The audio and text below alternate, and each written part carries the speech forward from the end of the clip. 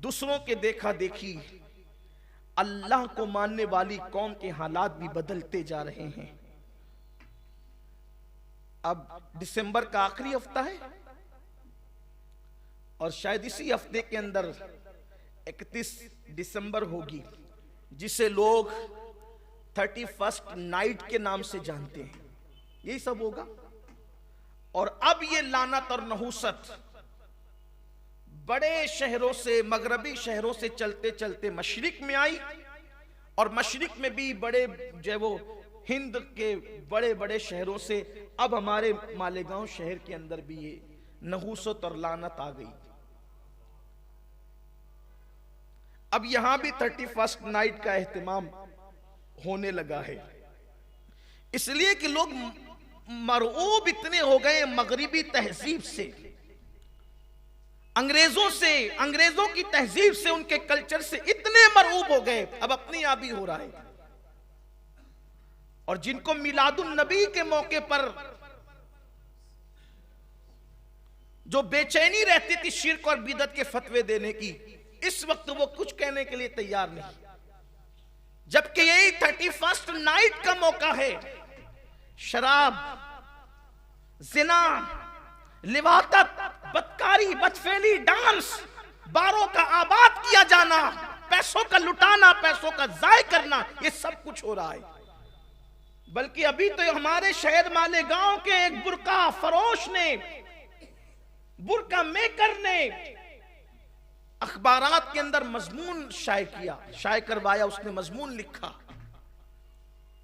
मजमून का खुलासा यह है कि हमारे शहर के बुर्का फरोश के पास जो लड़कियां या उसका नुमाइंदा बुर्का सिलाने के लिए ले जाता है, वो 31st नाइट से पहले बुर्के का मुतालबा करता है।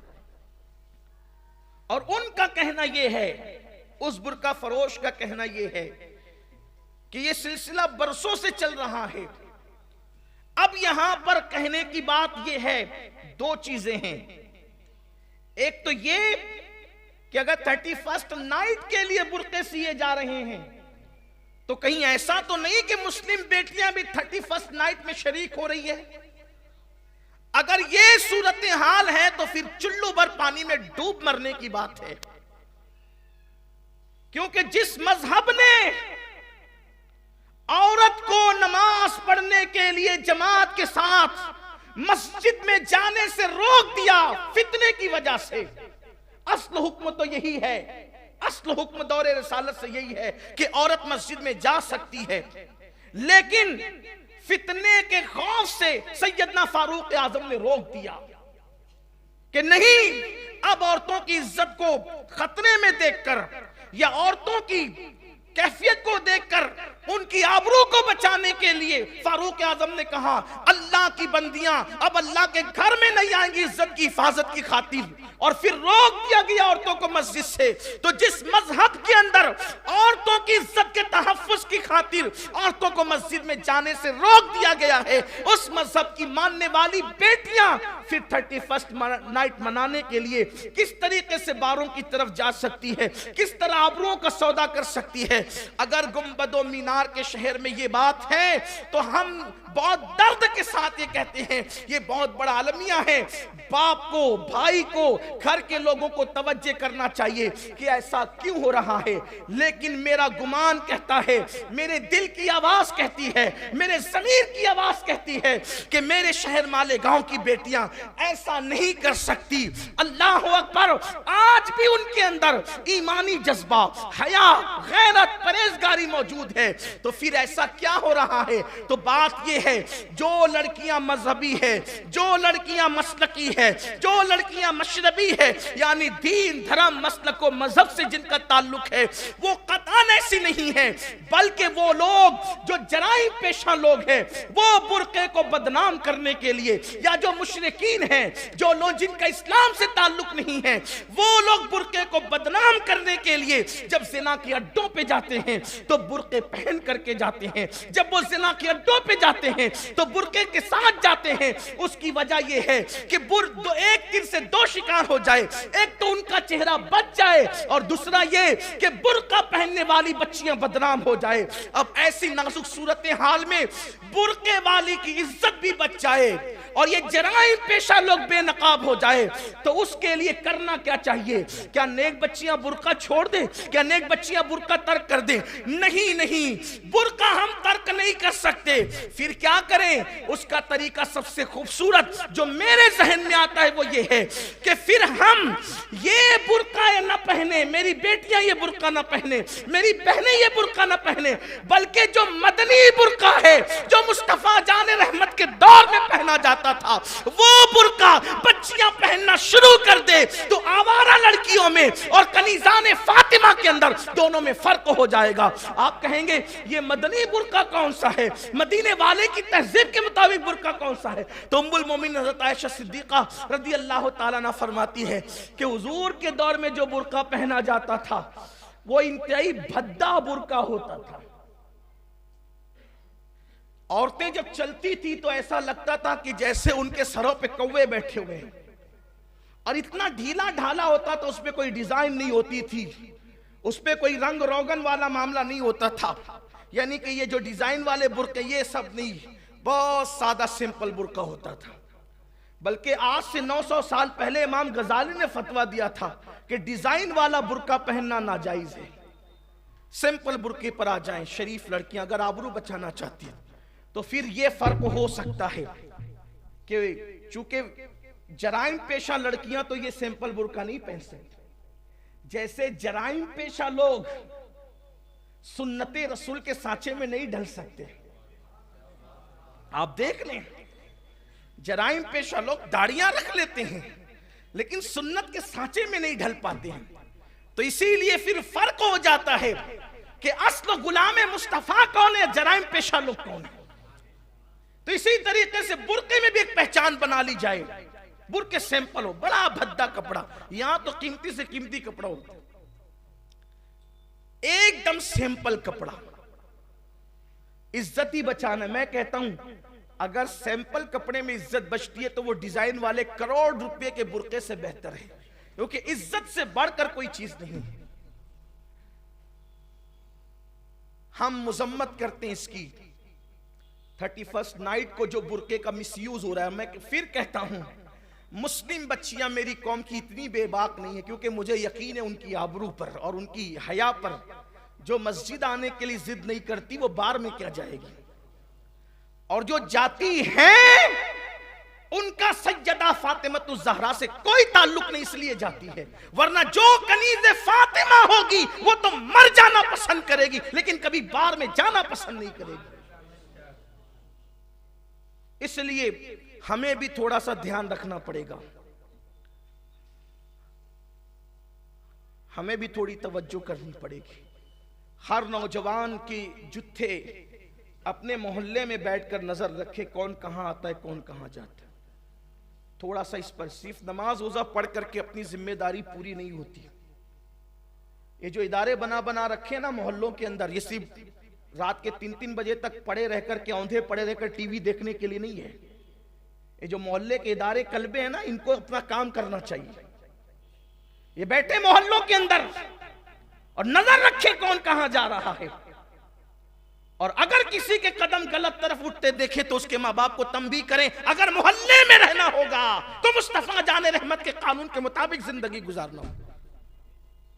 और मुस्तफा जान रहमत का कानून क्या है? किसी मुल्क के खिलाफ कानून नहीं है। मुस्तफा जान रहमत का कानून है औरत की इज्जत की हिफाजत, एक दूसरे की इज्जत की हिफाजत, एक दूसरे के वक़ार की हिफाजत, हलाल रोजी, यही उनका कानून है। वल्लाह कोई सच्चा मुल्क मुस्तफा जान रहमत के कानून का कभी मुखालिफ नहीं हो सकता, इसलिए कि उनका कानून तो पूरी कायनात के लिए और इतना खूबसूरत है। सुबह उठना, जल्दी उठना उनका कानून है, पूरा लिबास पहनना उनका कानून है, गरीबों की झोली भरना उनका कानून है, मुस्कुरा कर लोगों के दिल जीतना उनका कानून है, लोगों का बोझ उठाना उनका कानून है, खुद भूखे रह के दूसरों को खिलाना उनका कानून है, खुद पेट में पत्थर बांधकर दूसरों को अता करना उनका कानून है, गरीबों को माला माल करना उनका कानून है, बेटियों की आबरू बचाना उनका कानून है, बेटियों के सर पे शफकत का हाथ रखना उनका कानून है, बेटी आ जाए तो इस्तिकबाल के लिए खड़े हो जाना उनका कानून है। यही सब तो उनका कानून है, और क्या है। बल्कि उनका कानून तो यह कि तेरी सीरत तेरी सूरत जमाने से निराली है, तेरी हर हर अदा प्यारे दलील बेमिसाल।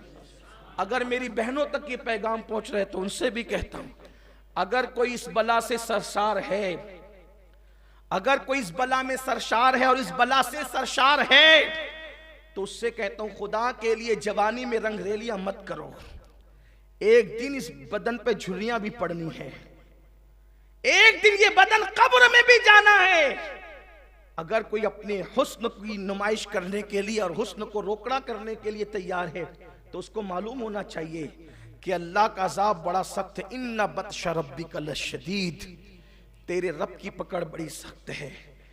और जिन मर्दों की तरफ जेवर और दौलत और बाइक पर घूमना और पार्कों में घूमने की लालच में अगर कोई कौम की बेटी किसी का हाथ पकड़कर जा रही है, तो उसको मालूम होना चाहिए कि मर्दों का हाल गुलिस्तां के भौरों से भी ज्यादा खुदगर्ज है।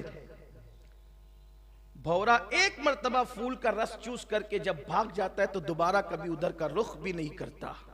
यही हाल मर्दों का भी। अगर किसी ने कह दिया कि मैं तुमसे प्यार करता हूं तो वहां ढेर हो जाना, ये कोई अकलमंदी और दानिशमंदी नहीं है। ऐ कौम की नादान बेटियों, अगर किसी के एक जुमले पर कि मैं तुझसे प्यार करता हूं ढेर हो जाना सबसे बड़ी गैर दानिशमंदी का काम है, क्योंकि वो एक ही जुमले पर आपका पूरा रस निचोड़ने के लिए तैयार है, आपकी जवानी लूटने के लिए तैयार है, आपकी आबरू लूटने के लिए। उससे सवाल तो करती कि अगर वाकई उसके दिल में इतना दर्द भरा और प्यार भरा दिल होता तो वो अपनी दूध पिलाने वाली मां से प्यार क्यों नहीं करता? वो उंगली पकड़कर चलाने वाले बाप से क्यों प्यार नहीं करता? वो दूध शरीक बहन से क्यों प्यार नहीं करता? जो बदबख्त और कमबख्त इस कदर हवस परस्त हो कि वो अपनी दूध पिलाने वाली मां से प्यार ना कर सके, वो तुमसे क्या प्यार कर सकेगा? इसलिए खुदा के लिए अपनी हद में रहो। इस्लाम से बढ़कर किसी का कोई खैर खा नहीं है, इस्लाम से बढ़कर के कोई तहफ्फुज फराम नहीं कर सकता, इस्लाम से बढ़कर कोई आबरू को तहफ्फुज नहीं दे सकता। इसलिए अगर कोई बुर्के को बदनाम करना चाहता है तो इंशाअल्लाह हम बुर्के को तो बदनाम नहीं होने देंगे। जैसे दाढ़ी बदनाम नहीं होने दी, एक वक्त था कि लोग दाढ़ी को टारगेट कर रहे थे, लेकिन आज आ गए वहीं।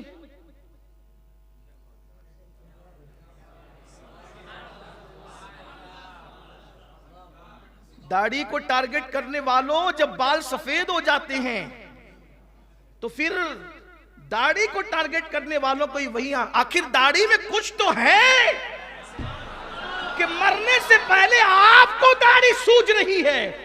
दाढ़ी में कुछ तो है। अगर दाढ़ी दहशतगर्दी की अलामत होती तो फिर बुढ़ापे में आपको क्या सूझा? पता चला दाढ़ी में कुछ तो है। ये दाढ़ी की बात बड़ी गाढ़ी है, आसानी से वहां तक रसाई हो जाए तो अल्लाह कबूल फरमा ले। तो लोग बहुत टारगेट कर रहे थे दाढ़ी को, लेकिन दाढ़ी तो फिर दाढ़ी है ना, मुस्तफा जान रहमत की सुन्नत, और महबूब की सुन्नत में कभी दहशतगर्दी नहीं हो सकती। लोग देर से आते हैं मगर वहीं आते हैं जहां मेरा महबूब होता है, जहां मेरे आका सल्लल्लाहु अलैहि वसल्लम की सुन्नत होती है। अल्लाह तबारक व ताला महफूज रखे, और अल्लाह बुरके कभी को भी तहफ़्फ़ुज़ फराम करना है। तो अर्ज ये कर रहा था कि उस आराबी ने पूछा कि मैं सबसे अच्छा और नेक बनना चाहता हूं, तो आका ने फरमाया अल्लाह की इबादत यूं करो गोया तू अल्लाह को देख रहा है, और अगर तुम उसे नहीं देख रहे हो तो वो तुम्हें देख रहे हो, तो तुम्हें देख ही रहा है। फिर उस आराबी का सवाल था, मैं कामिल ईमान वाला बनना चाहता हूं। देखो फिर मैं बार बार वही कह रहा हूं कि इस अराबी का सवाल की क्वालिटी बहुत आला है। यानी ये नहीं कहा कि मैं ईमान वाला बनना चाहता हूँ, क्या कहा? कामिल ईमान वाला बनना चाहता हूँ। यानी कि हर चीज में क्वालिटी और उसकी चॉइस जो है वो आला से आला है। और कहते हैं मैं कामिल ईमान वाला बनना चाहता हूँ। कुर्बान मेरे आका ने कामयाबी के कैसे उसूल अता किए, कैसे ज़ाब्ता अता किया, और कितनी खूबसूरत बातें की। सैयदुल फुसहा ने, अफसहुल अरब ने कैसी अजीम बात फरमाई। उन्होंने पूछा मैं कामिल ईमान वाला बनना चाहता हूं, तो आका अलैहिस्सलाम ने फरमाया अपने अखलाक अच्छे कर लो, कामिल ईमान वाले बन जाओगे। यानी कामिल ईमान अच्छे अखलाक की बुनियाद पर होते हैं। अखलाक अच्छे कर लो। अब हम जरा देखें कि हम कामिल ईमान वाले ही बनना चाहते हैं, फिर हमारे अखलाक भी क्या है। अच्छे अखलाक की कुछ अलामत हो। पहली बात तो ये बताऊं, एक होते हैं अखलाक, और एक होते हैं कभी कभार लोगों के साथ अच्छा सुलूक। ये जो कभी कभार अच्छा सुलूक होता है उसको अखलाक नहीं कहते। अखलाक की तारीफ यह कि अखलाक हमारी आदत बन जाए। जैसे अगर हम अंधेरे में भी खा रहे हों तो हमारे हाथ का लुकमा कभी नाक में नहीं जाता, हमेशा मुंह में ही जाता है। यह आदत है।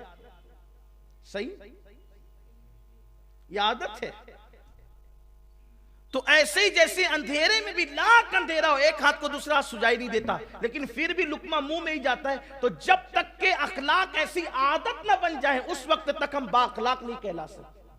कभी मूड में हो तो लोगों के साथ अच्छे सुलूक से पेश आ गए, ये कभी इत्तेफाकी वाक़या हो गया, ये अखलाक नहीं। अखलाक यानी जो आया आने वाले की सूरत नहीं, आपकी आदत ही है। मिसाल के तौर पर कोई अजमत और बुजुर्गी वाला आदमी आया, उसके लिए उठकर खड़े हो जाए। बल्कि हुजूर अकरम सल्लल्लाहु अलैहि वसल्लम ने खुद अपने बाद सहाबा की आमद पर सहाबा को कहा कि अपने सरदार के लिए उठ के खड़े हो जाओ। और हुजूर अकरम सल्लल्लाहु अलैहि वसल्लम भी, आका अलैहिस्सलाम का यह फरमान भी है कि कौम के मुअज़्ज़ज़ लोगों की ताज़ीम उनके मनसब के एतबार से करो, और अगर दूसरी कौम का कोई मुअज़्ज़ज़ आदमी भी हमसे मिलने आ जाए तो हम उसका जो मनसब है उसके मुताबिक उसकी इज्जत करें। जैसे हुजूर अलैहिस्सलाम ने बाज काफिर सरदारों के लिए अपनी चादर भी बिछा दी, और उस चादर वाले अखलाक को देख करके वो मुतासिर हुए। तो जैसे उठकर खड़े होना, पहले सलाम करना, खुद सलाम करना पहले लोगों को, ये अखलाक है, अच्छे अखलाक है। इसी तरह बात करते वक्त लोगों के दिलों का ख्याल करना, गुफ्तगू में किसी का दिल ना टूटे। इसी तरीके से मेहमान आ जाए तो उसकी मेजबानी करना। देखो, मेहमान को खाना खिलाना एक अलग उन्वान है और मेजबानी करना एक अलग उन्वान। मेहमान को आने पे खाना सब खिलाते हैं, लेकिन मेजबानी सब नहीं कर पाते। तो खाना खिलाने और मेजबानी में फर्क क्या है? खाना खिलाना मतलब खिला दिया खाना, खाना तो आने वाले कुत्ते को भी लोग टुकड़ा डाल देते हैं। मेजबानी क्या है? आने वाले मेहमान का इतना इकराम करें, इतनी इज्जत करें कि उसका दिल खुश हो जाए, यह है मेजबानी। फिर चाहे आप उसको गोश्त रोटी न खिला सकें, खजूर ही दें, लेकिन उसकी इतनी इज्जत करें, उसको इतना रिस्पेक्ट दें, उसका इतना रिस्पेक्ट करें कि उसका दिल खुश हो कि मैं कहां आ गया। बिठाने में, उठाने में, खिलाने में, पिलाने में, गुफ्तगू में उसका इकराम करें। बल्कि आका अलैहिस्सलाम फरमाते हैं कि जो अल्लाह और यौम आखिरत पर ईमान रखता है उसको चाहिए कि वो मेहमान का इकराम करे, मेहमान का एहतराम करे। बाज मर्तबा तो ऐसा भी हुआ कि हुजूर के घर मेहमान आ गए और खिलाने के लिए बज़ाहिर कुछ ना था, तो हुजूर अलैहिस्सलाम ने अपनी बास चीजें गिरवी रख करके लोगों को खिलाया।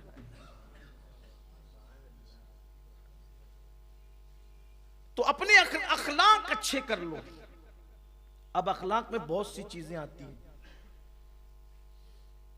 हुजूर अकरम सल्लल्लाहु अलैहि वसल्लम के अखलाक करीमाना को देखते जाइए और जिंदगी गुजारते हैं। पड़ोसियों के साथ क्या अखलाक, जिनके साथ हम बैठते उठते हैं उनके साथ क्या अखलाक। देखो क्या अखलाक थे आका करीम सल्लल्लाहु अलैहि वसल्लम के।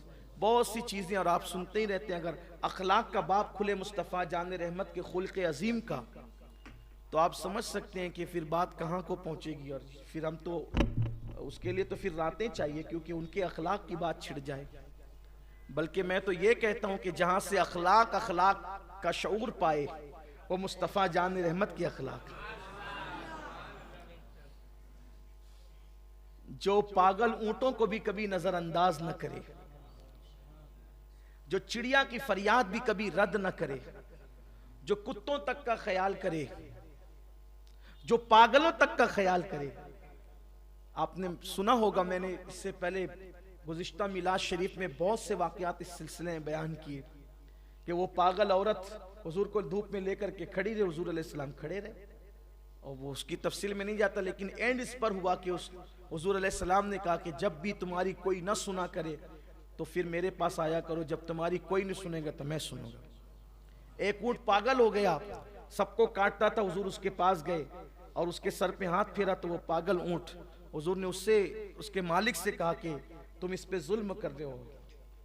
और फिर सारी तफसीर उसके बाद आपने सुनी थी। चिड़िया ने फरियाद की, हुजूर अलैहिस्सलाम ने उसके बच्चों को वापस करने का हुक्म दिया। हरनी ने पुकारा हुजूर अकरम सल्लल्लाहु अलैहि वसल्लम, हुजूर अलैहिस्सलाम ने खुद वहां खड़े रह करके उसको आज़ाद फरमाया। बहुत सी बातें अखलाक से मुताल्लिक एक रिवायत, हुजूर अलैहिस्सलाम सफ़र में है, हालत सफ़र में।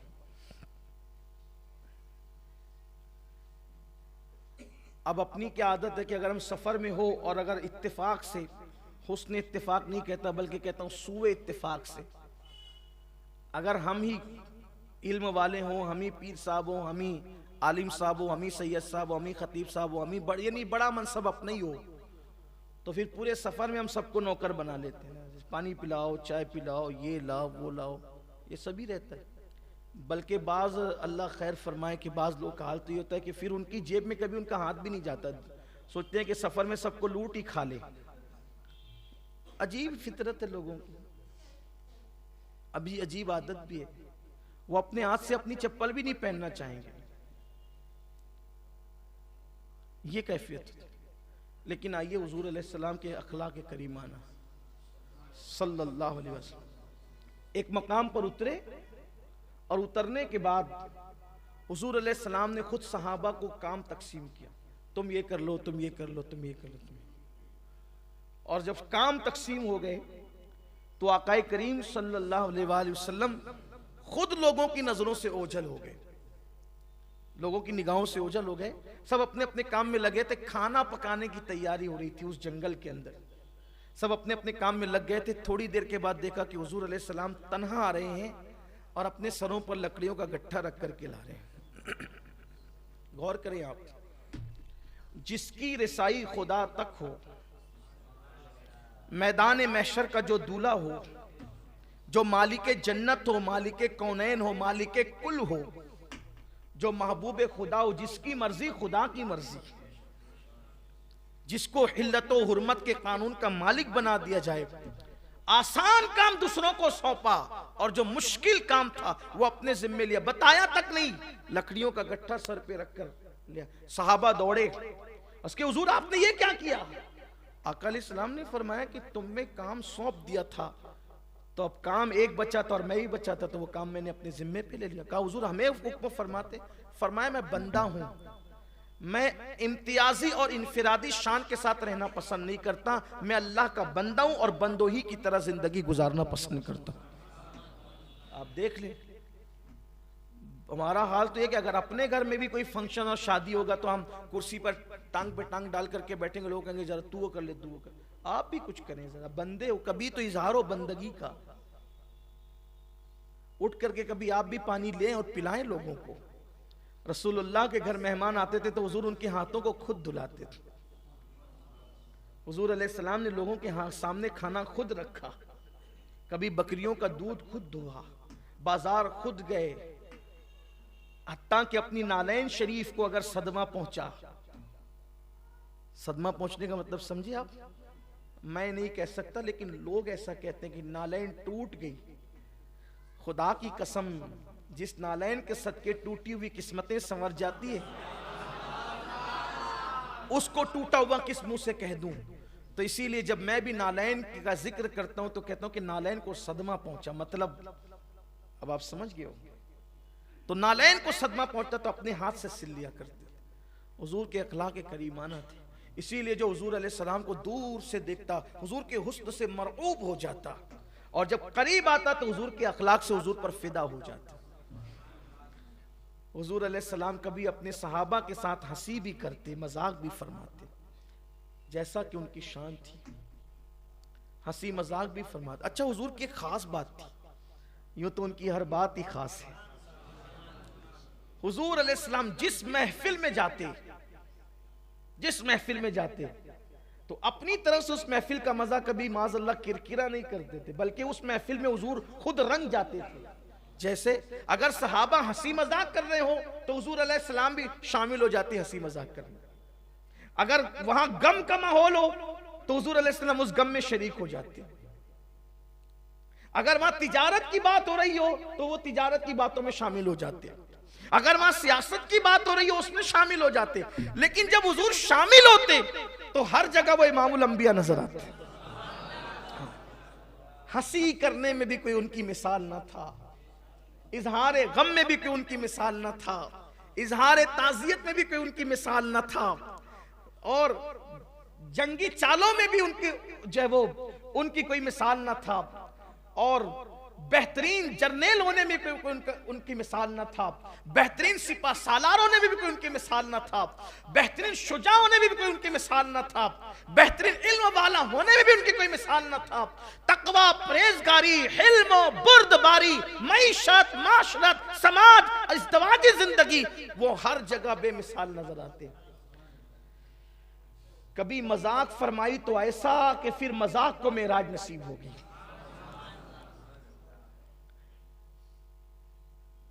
और जिसके साथ की फिर उसने जिंदगी भर याद रखा कि हुजूर ने मेरे साथ मजा फरमाई। एक देहाती है, उन्होंने कहा कि या रसूलल्लाह सल्लल्लाहु अलैहि वसल्लम, आप मुझे ऊंट अता फरमाएं। तो आका ने फरमाया ठीक है, हम आपको ऊँटनी का बच्चा देंगे, कुर्बान जाए। यहां तो सर झुका के और मुंह लटका कर चेहरे पे जब तक 3:30 न बज जाएं तो जब तक लोग ये नहीं समझते कि मैं मुत्तकी भी हूं। तकवा आपकी तबीयत का नाम नहीं है, तकवा मुस्तफा जाने रहमत की अदाओं का नाम। जबरदस्ती मुंह लटका कर लोगों पे रोब झाड़ने की कोशिश, ये तकवा चेहरे पर नहीं है, तकवा तकवा हाँ होना तकवा। या और कोई हंस दे तो आ जनाब के औसान खता हो जाता। हमारी महफिल में आपने क्यों हंसा? हुजूर की महफिल में भी लोग हंसते थे, लेकिन जहां हंसने की जरूरत है वहां हंसा करें। हर जगह हंसना हंसाना भी अच्छी चीज नहीं, लेकिन हंसे भी तो उसकी भी एक हद है। कभी कहे की आवाज हुजूर से नहीं सुनी गई और ऐसे मुस्कुराए कि यूं मुस्कुराए जान सी कलियों में पड़ गए, यूं लब कुशा हुए कि गुलिस्ता बना दिया। वो मैं हम तुम्हें ऊँटनी का बच्चा देंगे। उन्होंने कहा यार रसूलल्लाह मैं ऊँटनी का बच्चा क्या करूंगा?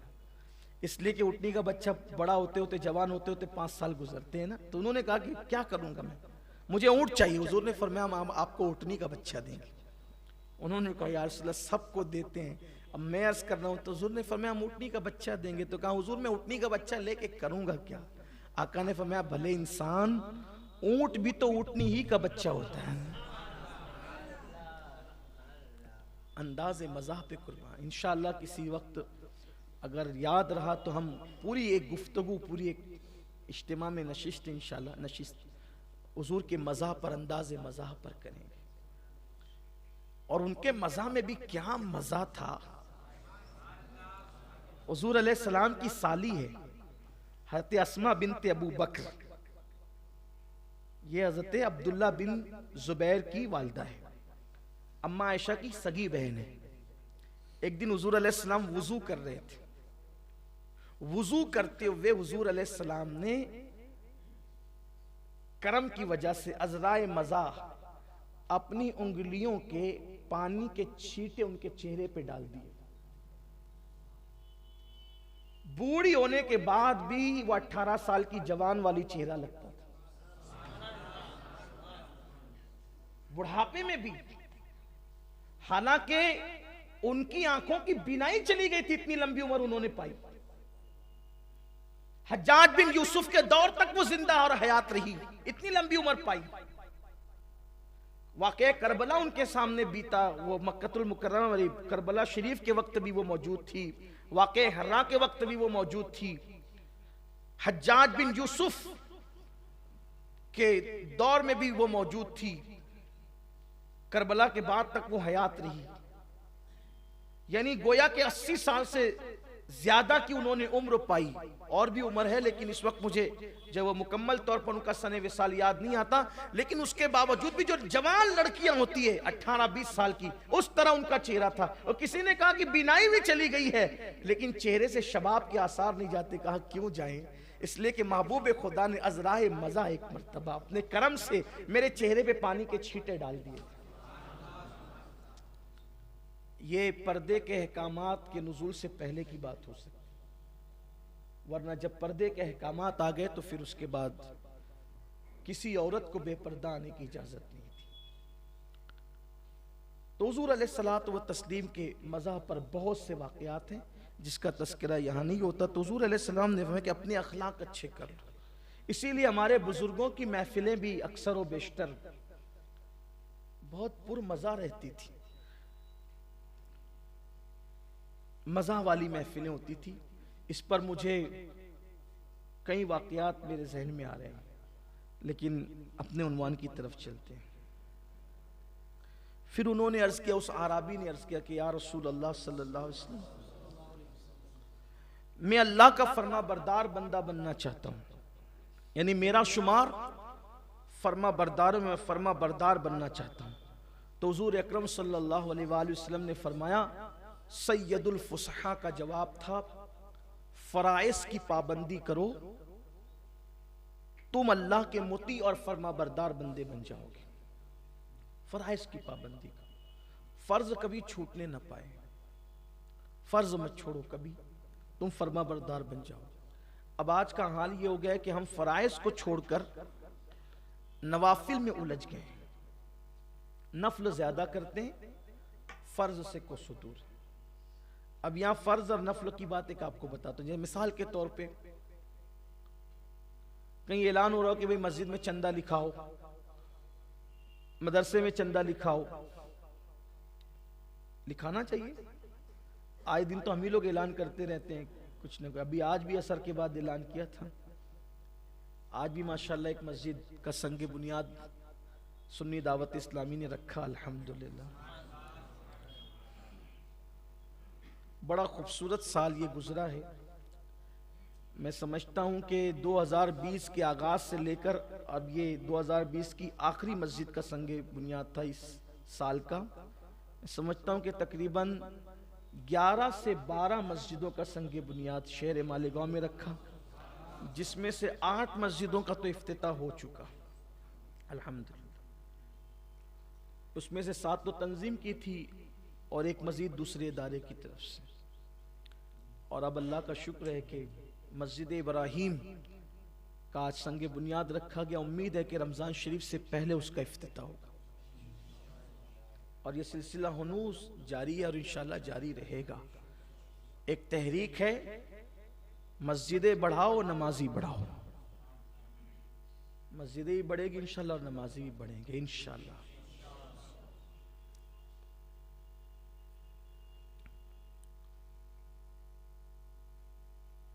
तो अगर मस्जिद मदरसे के चंदे का ऐलान होता है तो कोई कहता है मेरी तरफ से 5,000, कोई कहता है 10,000, कोई कहता है 50,000, ये नफिल है। लेकिन रमजान शरीफ में ज़कात उसकी अभी तक बाकी है, ज़कात दिया ही नहीं, फर्ज को छोड़ के नफल में उलझ गया। और पहले ज़कात दो, ज़कात फर्ज है, अगर साहिब निसाब हो तो पहले ज़कात। इसी तरह माँ बाप दवा के लिए तरस रहे, उन पे खर्चा नहीं करते और मस्जिद में चंदा देते हो। मस्जिद में चंदा देना नफल है, माँ बाप पे खर्च करना ये फर्ज है, उनकी जरूरत का ख्याल करना हम पे फर्ज है, लाजिम है। बल्कि किसी भी जगह पर पैसा देने में, रुपया खर्च करने में उतना सवाब नहीं मिलता जितना माँ बाप पे खर्च करने में सवाब मिलता है। हुजूर अकरम सल्लल्लाहु अलैहि वसल्लम फरमाते हैं, अगर कोई अपनी उम्र को लंबी करना चाहता है, उम्र को बढ़ाना चाहता है, रोजी में बरकत चाहता है, तो तो वो अपने माँ बाप पे खर्चा किया करे और माँ बाप की मगफिरत के लिए दुआ किया करे, अल्लाह उसकी उम्र भी लंबी करेगा, उसकी रोजी में भी बरकत अता फरमाएगा। फिर एक और बात कि लोग बिलखुसूस नौजवान मसरूफियत के इस दौर में मुतलकन नमाज नहीं पढ़ते। 95% नौजवान नमाज नहीं पढ़ते, क्योंकि उनका ख्याल यह है कि अगर आएंगे तो ज़ोहर की 14 रकअत पढ़नी पड़ेगी, ये बहुत ज़रूरी है, असर की 8 पढ़नी पड़ेगी, बहुत ज़रूरी है, मगरिब की 7 पढ़नी पड़ेगी, बहुत ज़रूरी है, फिर उसके बाद दुआए सानी में भी शिरकत होनी होगी। ये सब सोच करके फिर वो मस्जिदों के अंदर नहीं आते। तो मैं उनसे कहता हूं, अल्लाह के बंदो, कम से कम सब छोड़ने के चक्कर में सब ना छोड़ो, अगर टाइम नहीं है तो कम से कम फर्ज पढ़ लो और जो ताकीदी सुन्नत है वो पढ़ लो, लेकिन पढ़ तो लो। फिर किसी ने जहन में ये बात डाल दी कि भाई जीन्स और टी शर्ट पहना होगा तो नमाज नहीं होगी। अब उसको तो मिल गया बहाना कि मौलाना अभी तो मैं शॉप पर हूं, दुकान पर हूं, अब मैं कहां कुर्ता लेने के लिए घर जाऊं और कहां ये करूं, कहां वो करूं। मैं कहता हूं अल्लाह के बंदे पढ़ तो ले,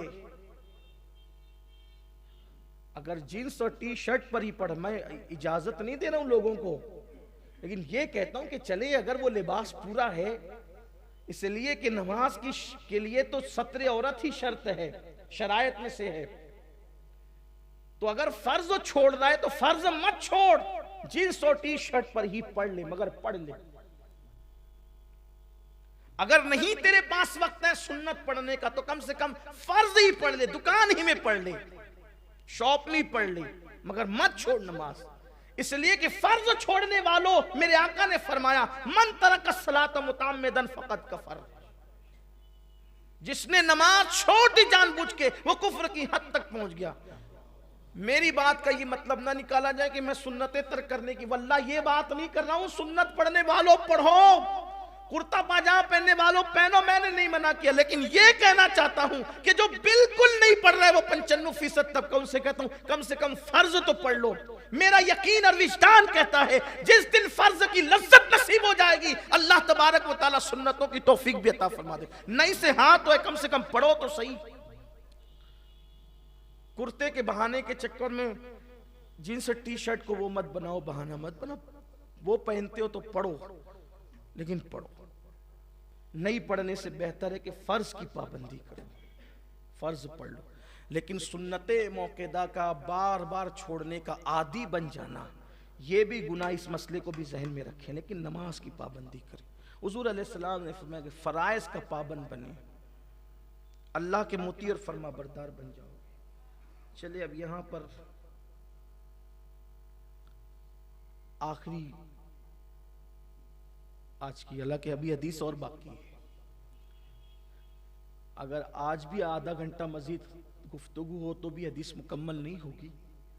और मैं चाह रहा हूं कि थोड़ा सा इसको, जब शुरू किया है तो फिर इसको इख्तिताम तक लेकर ही चले जाएं।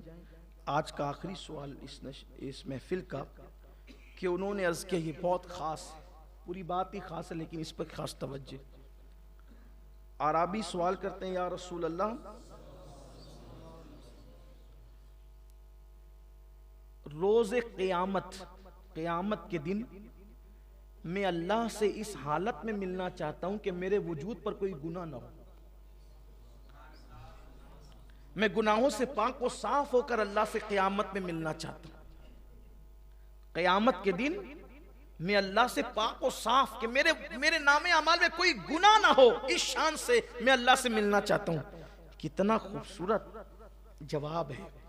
हुजूर अलैहिस्सलाम फरमाते हैं, गुस्ल जनाबत को खूब अच्छी तरह किया करो, इसकी बरकत से अल्लाह से तुम इस हालत में मिलोगे कि तुम्हारे नामे अमाल में कोई गुनाह नहीं होगा। यानी गुस्ल जनाबत जो लोग अच्छी तरह करते हैं, क़यामत के दिन वो गुनाहों से पाक होकर के उठेंगे। पहली बात तो लोग 2-2, 3-3 तक गुस्ल जनाबत को 2-2, 3-3 दिन तक करते ही नहीं है, ऐसे ही घूमते रहते हैं। हुजूर अकरम सल्लल्लाहु अलैहि वसल्लम फरमाते हैं कि जहां जुनबी हो, यानी जिस शख्स पर, जिस मर्द औरत पर गुस्ल जनाबत फर्ज हो, वो जहां होगा वहां अल्लाह की रहमत के फरिश्ते नहीं होंगे। कुछ लोगों के बारे में तो हम देखते भी है, सुनते भी है कि वो ऐसे उठ करके लूम चलाने भी चले जाए, साइजिंग में भी चले गए, दुकान में भी आ गए, और उसके बाद जब उनको मौका मिला फिर वो तब गुस्ल करेंगे। मेरा खुद का तजुर्बा ये मैं बता रहा हूँ आपको। कहीं ऐसे लोग से मेरी मुलाकात हुई तो मैंने कहा कि चले नमाज, मेरी तो आदत है कि जब लोग मुझसे मिलते हैं तो या तो अगर मौका होता है तो मैं उनको नमाज की दावत दे देता हूँ या फिर हफ्तावार इज्तिमा की दावत देता हूँ। ये बचपने से मेरे मामूलात में है। इसलिए कि जब से मैंने पढ़ा कि किसी बंदे को नेकी की तरफ बुलाना 60 साल की बेरिया इबादत से बेहतर है। मैंने कहा कि क्यों छोड़े 60 साल की इबादत को। 60 साल गार में बैठकर इबादत करने वाले को जो सवाब मिलता है उससे ज्यादा सवाब नेकी की तरफ बुलाने वाले को मिलता है। नियत अल्लाह की रजा। मैं तो जिन दिनों स्कूल पढ़ता था मैं अपने स्कूल के दोस्तों को भी दावत देता था कि हफ्तावार इज्तिमा में आओ। और आपसे भी कहता हूं सिर्फ अपना इज्तिमा में आ जाना काफी नहीं है कि चलो मस्जिद पूरी भर गई, मस्जिद या रसूलुल्लाह पूरी भर गई, हम खुश हो जाएंगे, इतना काफी नहीं। जहां जहां तक हुजूर अलैहिस्सलाम की दावत पहुंचा सकते हो पहुंचाओ। इसलिए कि हुजूर अकरम सल्लल्लाहु अलैहि वसल्लम को खुशी उस वक्त होती है सबसे ज्यादा जब कोई हुजूर के दीन की दावत को पहुंचाता है। काश कि हमारे हफ्तावार इज्तिमा में आने वाला हर बंदा दाई बन जाए, मुबल्लिग बन जाए। मैं फिर कहता हूं कि मुबल्लिग बनने के लिए कोई जरूरी नहीं कि आप सर पे अमामा सजाएं, आप मेरी तरह बड़ी ही दाढ़ी रख लें, मेरी तरह कुर्ता पायजामा ही पहनने लगे, ये कोई जरूरी नहीं है। दाई कहते हैं दावत देने वालों को, हुजूर की दावत पहुंचाओ। अगर आप जीन्स टी शर्ट में हुजूर की दावत किसी को दे सकते तो कम से कम 2 नेकी तर्क करने से तो अच्छा था कि एक नेकी तर्क हो रही तो एक हाथ में ले ले। पैंट शर्ट पर ही अगर आप हुजूर की दावत किसी को पहुंचा सकते पहुंचाएं आप। हुजूर अकरम सल्लल्लाहु अलैहि वसल्लम ने फरमाया बल्लिगु अन्नी वलौ आया, मेरी तरफ से पहुंचा दो अगर एक ही बात जानते हो। अब ये भी बात आपसे कहूं, कुछ लोग कहते हैं यार मैं अमल नहीं करता तो मैं क्या बात आम करूं। एक शख्स ने पूछा कि या रसूल अल्लाह सल्लल्लाहु अलैहि वसल्लम मैं दीन पर अमल नहीं करता, क्या मैं दीन की दावत दूं? हुजूर फरमाते हैं कि ठीक है दो दावत, अमल की कोशिश भी करो लेकिन दावत दो। हो सकता है जिस पर तुम अमल नहीं कर पा रहे हो तुम्हारी दावत से वो अमल कर ले। तो हुजूर अकरम सल्लल्लाहु अलैहि वसल्लम ने ये मसला भी हल फरमा दिया। और मैं समझता हूं कि बाज मर्तबा जहां हम लोगों की पहुंच नहीं होती वहां आप लोगों की पहुंच हो सकती। हमारे बेशुमार ऐसे हफ्तावार इज्तिमा में आने वाले हमारे अहबाब हैं कि जिनकी दावत पर वो तबका आया जिनको हम न ला सके। और अगर अपनी वजह से किसी की जिंदगी अल्लाह ताला संवार दे तो वही बंदा हमारे लिए निजात का जरिया बन सकता है। तो एक दिन मैंने अपने एक जगह में बैठा हुआ था तो मैंने उनसे कहा कि चलें नमाज पढ़ लेते हैं। और उन्होंने कहा आप जाएं, आप भी चलते तो अच्छा होता। मैं अकेला ही था तो उन्होंने कहा एक काम करता हूं मैं मस्जिद तक आपको पहुंचा देता हूं। चलिए वो आए मस्जिद के दरवाजे पर, उन्होंने मुझे पहुंचाया। फिर उन्होंने कहा कि भाई दरवाजे तक आए पढ़ तो नहीं। मेरे कान में कहा कि सैयद साहब मैं असल में अभी मेरा गुस्ल बाकी है। बड़ा सदमा हुआ। बल्कि ये भी हदीस पाक में आया है कि जो गुस्ल जनाबत में ताखीर करे मरते वक्त उसकी जबान पे कलेमा नहीं आएगा।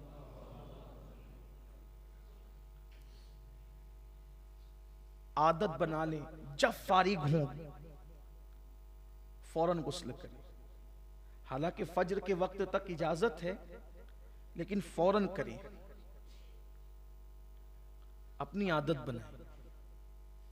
मौलाए कायनात सैयदना अली करमल्लाहु ताला वजहुल करीम फरमाते हैं कि मैंने कभी जनाबत रात के अव्वल के हिस्से में नहीं की, हमेशा मैंने जनाबत रात के आखिरी हिस्से। मैं जनाबत सिर्फ समझाने के लिए कह रहा हूँ, वहां तक अभी बच्चे बहनें सब और लोग होते हैं, सिर्फ समझाने के लिए। मैंने कभी जनाबत का मामला शुरू रात में नहीं किया, हमेशा रात के आखिरी हिस्से में किया। वजह इसलिए कहते हैं कि अगर शुरू हिस्से में करता तो रात में उसी हालत में सोना पड़ता। अभी तो बहुत आसानी है मेरे अजीजों, गीजर चालू करो और 5 मिनट में गुसल करके बाहर निकल जाओ, तो फिर भी लोग मलीछे जैसे बने रहते, 2-2 3-3 दिन नहीं नहाते। लेकिन वो वक्त, और वो भी अरब के अंदर, जहां तेल से भी महंगा पानी आज भी बिक रहा है। पेट्रोल वहां सस्ता है, पानी महंगा है अभी भी। तो समुंदरों का पानी उन्होंने काबिल इस्तेमाल बना लिया मशीनों के जरिए से, तो अब भी पानी महंगा है वहां। तो जब कुओं के जरिए पानी निकाला जाता होगा तो उस वक्त पानी की कितनी अहमियत होगी। तो मौलाए कायनात कहते हैं कि रात के शुरू हिस्से में जनाबत इसलिए नहीं की कि रात भर जनाबत की हालत में सोना पड़ता था, इसलिए मैं आखिरी हिस्से में जनाबत करता ताकि मैं नापाक ना रहूं। क्यों? अगर उसी हालत में मौत आ गई तो अल्लाह को मुंह क्या दिखाऊंगा। तो इसलिए अगर गुस्ल जनाबत फर्ज हो जाए तो फौरी तौर पर करें। हालांकि फौरी तौर पे फर्ज वाजिब नहीं है, फजर की अजान तक अगर वुजू करके सो जाए तो इजाजत है, लेकिन मौत का भरोसा क्या है। एक बात आपको बताऊं, गुस्ल जनाबत न करने का नुकसान कभी कितना बड़ा होता है। एक है शहीद हकीकी, एक है शहीद फिqही, और एक है शहीद हुक्मी। शहीद की 3 किस्म। शहीद हकीकी वो है कि जिसको मार दिया गया, जुल्मन मारा गया, अल्लाह की राह में मर गया, वगैरह वगैरह। अब उसको इतनी देर तक जिंदगी नहीं मिली कि एक नमाज का वक्त आ जाता, या वो एक लुकमा खाता, या वो वसीयत करता। ये सब अगर वसीयत कर लिया तो शहीद हकीकी ना रहा, फिqही हो गया। ठीक इसी तरीके से नमाज का वक्त आ गया, या वसीयत कर दिया, या खाना खा लिया, अब वो शहीद हकीकी ना रहा। लेकिन जो शहीद हकीकी होता है उसको उसी के खून के साथ उसी कपड़ों में दफन किया जाता है, और वो अपने खून को लेकर क़यामत के दिन उठेगा उसी कपड़ों में, और उससे मुश्क की खुशबू आएगी, और उसका खून भी मीज़ान अमल पे तौला जाएगा। ये शहीद हकीकी की बरकत है। लेकिन अगर उसने गुस्ल जनाबत नहीं किया था तो अब उसको गुस्ल दिया जाएगा। अब उसको गुस्ल दिया जाएगा, हालांकि शहीद का खून पाक है, पाक। शहीद का खून पाक है, इसीलिए फुकहा ने बयान फरमाया कि अगर शहीद के खून के कतरे कुएं में पड़ जाए तो उसको नापाकी का हुक्म नहीं दिया जाए। वो खून आलूद अगर कपड़ा कुएं में गिर जाए उसकी नापाकी का हुक्म नहीं दिया जाए। आप उसको उठा करके देखें, तो शहीद का ये मुकाम होता है। लेकिन अगर वो जुनबी नहीं है तो उसे गुस्ल नहीं दिया जाएगा, वरना उसे गुस्ल दिया जाए। अब ये जो एक फजीलत थी ना कि शहादत का खून कब्र में लेकर के जाना, बल्कि एक बात बताऊं, उन्होंने तो इश्क में किया था, लेकिन उसके बावजूद भी उनको गुस्ल दिया गया। लेकिन चूंकि किया था गफलत में नहीं बल्कि इश्क में, इसलिए गसीलुल इंसान नहीं बने, गसीलुल मलाइका बने। हालत जनाबत ही में निकले थे, लेकिन गुस्ल दिया गया उनको भी। तो गुस्ल जनाबत जल्द से जल्द किया जाए। बल्कि मेरे आका अलैहिस्सलाम फरमाते हैं, अमीन वो लोग हैं, यानी अमानतदार वो लोग हैं जो गुस्ल जनाबत सही तौर पे करते हैं और जल्दी करते हैं। अच्छा, गुस्ल जनाबत भी सही तौर पे होना चाहिए। हुजूर अकरम सल्लल्लाहु अलैहि वसल्लम फरमाते हैं, जब किसी को जुन्ब की कैफियत होती है तो उसके बाल बाल में जनाबत होती है। अगर एक बाल भी हालत जनाबत में धुलने से रह गया तो पाकी ना हुई। लोग तो धड़ाधड़ धड़ाधड़ पानी डाल बदन पे पानी बहाने का नाम गुस्ल नहीं है। नाक की नरम हड्डी तक पानी चढ़ाना, गरगरा करके हलक तक पानी पहुंचाना अगर रोजे में नहीं है तो, और उसके बाद इस अंदाज से बदन पर पानी बहाना कि हर बाल से कम 3 कतरे पानी बह जाए, ये जरूरी होता है। फर्ज गुस्ल बहुत एहतियात से होना चाहिए, वरना गुस्ल बाकी रहेगा। कुछ लोग तो बस बदन पे 3-3 4-4 बच्चों के बाप हो गए, लेकिन गुस्ल करना सीख ही नहीं सके। क्या नमाज होगी और क्या इबादत होगी और क्या तिलावत होगी, कितना बड़ा अलमिया है।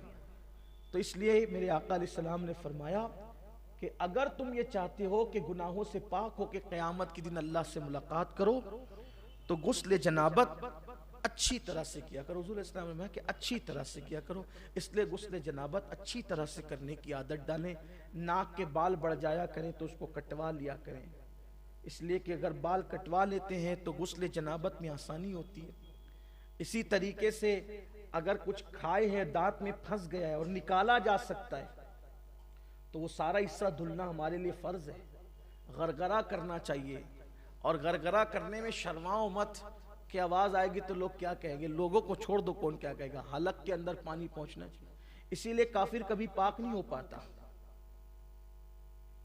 काफिर कभी पाक, क्योंकि वो नहा तो लेता है, पानी तो बहा लेता है, कभी कभी बेतकल्लुफ पानी पीने की वजह से उसका गरगरा भी हो जाता है, हलक भी धुल जाता है, बेतकल्लुफ पानी भी नहीं। लेकिन नाक में पानी वो कभी नहीं पहुंचा पाता, क्योंकि नाक में पानी पहुंचाने का तसव्वुर सिर्फ इस्लाम में है। इसलिए काफिर कभी पाक नहीं हो पाता है गुस्ले जनाबत से, कभी पाक नहीं हो पाता। इसीलिए हमारे हुजूर मुफ्ती आजमीन का तकवा ये था कि कभी आप काफिर के हाथ की बनी हुई चाय भी नहीं पीते थे। हालांकि पी सकते हैं लेकिन नहीं पीते, उनका मिजाज था। बल्कि उनका जिक्र आ गया तो एक बात याद आ गई। एक ऐसी खूबसूरत महफिल थी जहां हुजूर मुफ्ती आजम और मुहद्दिस आजम दोनों जमा थे। चाय आ गई, और चाय आई तो चाय रखी गई। इत्तेफाक से चाय होटल से आई थी, तो सैयदी मुफ्ती आजम ने पूछा कि चाय कहां से आई। तो किसी ने कहा कि वो फलाने के यहां से। तो आपने फरमाया कि मैं काफिर के हाथ की बनी हुई चाय नहीं पीता। तो वो चाय उठा ली गई। चाय रखी थी सैयदी मुहद्दिस आजमीन के सामने, तो लोगों ने समझा वो नहीं पी रहे तो ये भी नहीं पिएंगे। तो सैयदी मुहद्दिस आजमीन रहमतुल्लाहि ताला से किसी का हुजूर मुफ्ती आजम चाय नहीं पीतेगा, क्यों? का वो कहते हैं कि वो काफिर के हाथ की बनी हुई इसलिए वो नहीं पिएंगे। तो आपने फिर कप संभाल लिया, और कप संभाल कर उठाकर पीते हुए फरमाया, ये वो उनका तकवा था, ये उनका फतवा है। वो उनका तकवा था और ये उनका, और आपने पी लिया।